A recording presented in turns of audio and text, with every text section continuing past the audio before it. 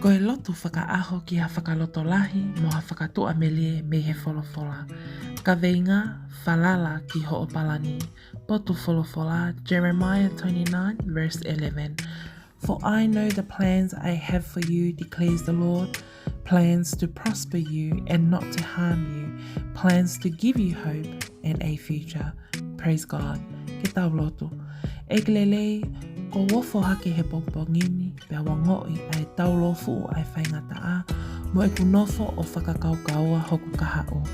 Hoholi hoku loto ke umau ai ngahi lelei ko toa pe o mamani, ke umau haaku ngawe lelei, haaku hoa o whaanga, hapaanga, ha mea ke uwhai, ke uwhakawhiawhia e kua mamatu a, ka wikai teu ilo koe ha mea e whai.